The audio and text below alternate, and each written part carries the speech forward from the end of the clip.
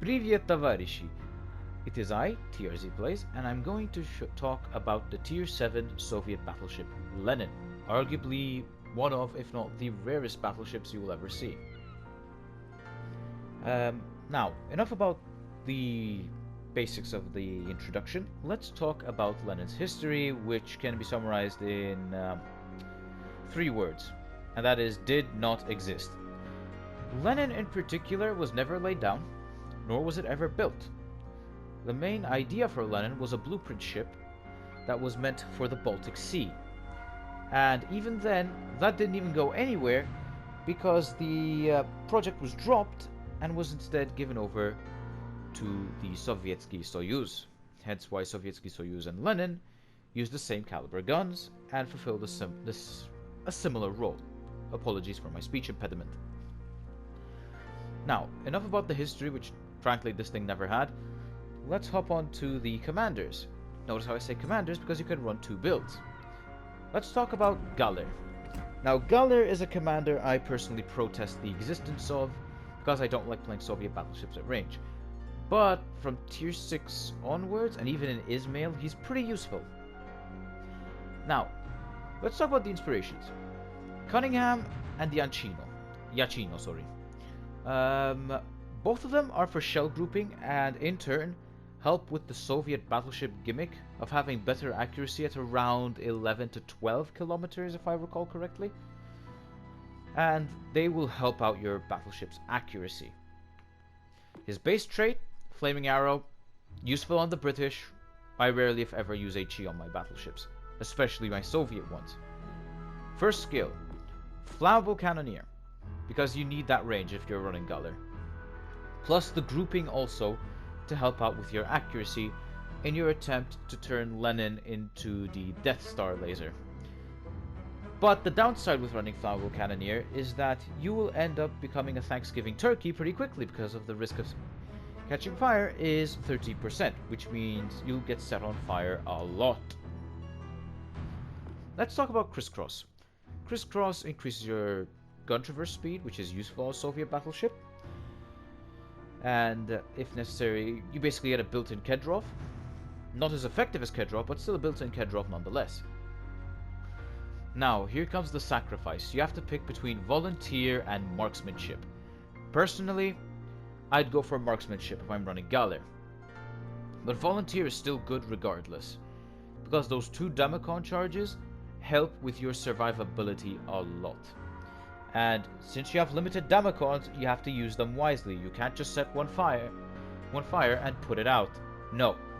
My recommendation, if you have like around 2 to 3 fires, then you use a Damacon. Or if it's a flood, don't put it out on 1 fire, because you're just throwing Damacons out the window. But with Galler, just go for Marksmanship. Your rudder shift time, yeah sure, it gets hammered, but still. The main battery dispersion helps out a lot, and it's more rewarding. Now, here comes the other problem. Emergency Specialist or reaching out XXL. Emergency Specialist's damage control party cooldown time helps a lot when you're constantly getting set on fire, especially at tier 7 and tier 8 where HE spam is the most prevalent. But however, if you look at this in a more serious note, you're better off getting for reaching out XXL because of the main battery range, and Galler is an accuracy build commander. Next skill is Will to Rebuild. Pretty self-explanatory. Will to Rebuild is incredibly useful on Galler. Not just Galler, but on every battleship captain. But when I get to show you my build with Kedrov, it's going to be a tad bit different, because Kedrov, I'll show you how much I take him seriously. Now, we go on to Kedrov, and the build is drastically different. You go for Paul de Revel and Charles Madden for reload, and as for Madden in particular, reload and turret traverse. Kedrov increases your turret traverse speed, and here's why Kedrov is one of my favorite commanders. You can make any build with him from my experience. You can run a fireproof build by running not one for the nuisance and fight fire with fire. You can run a brawler build like what I'm running. And he's just a nice multi-tool. And you can run survivability. Now, first skill, you could pick either brawler or not one for the nuisance. I personally go for brawler, because when I'm playing with Kedrov, that means I'm going up close and personal to the enemy. Crisscross for the battleship traverse speed. Again, that adds on to your traverse speed from the base skill. Volunteer, because you value survivability. And Master Mechanic for the extra repair party charges. And boy, you will need them at tier 7 and 8. And here is what I like about Kedrov. You can use all 3 of his legendary skills. You can run a traverse build / brawler build with running with scissors. You can run survivability with will to rebuild. And you can run a fireproof build with fight fire with fire. Meaning you can use either one of these. I go for running with scissors because I tend to be up close and personal when I'm up against battleships. Or even cruisers that are brave enough to charge you. And enough about the commanders, let's talk about the upgrades. Upgrades, pretty standard. Aiming systems, propulsion mod, concealment mod, and main battery reload, which in a nutshell would be main battery mod 3.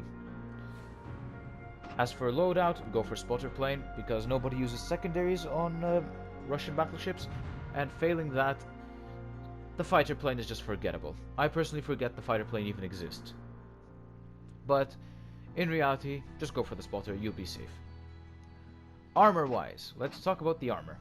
Now, the armor, if you could tell, that right there is the Citadel. And the keen-eyed amongst you will know that the Citadel on Lenin is not as ridiculous as that of Vladivostok and Soyuz, mainly because Lenin has a smaller profile. But that's not the selling point. The selling point for Lenin is, in fact, the bow. The bow of Lenin, where AP Shell's dreams go to die. First off, 32mm plating. Only Yamato, Musashi, and Georgia can overmatch you. And then you get to your icebreaker, which is massive, and that provides the tankiness aspect to Lenin. And another thing that makes Lenin stupid to deal with is the lack of superstructure. At tier 7, Lenin, Vlad, and to an extent Sinop literally have no superstructure. That's a gimmick for the Russian battleship line. You don't get superstructure. Soyuz, on the other hand, missed the memo. But that's okay. Soyuz will be a topic for another video. But then again, another thing that Lenin has is the deck. The deck, in particular, 32mm plating, and let's not mention the mid section, 32mm to 45. In a nutshell, you'll be bouncing shells no problem, unless it's Yamato.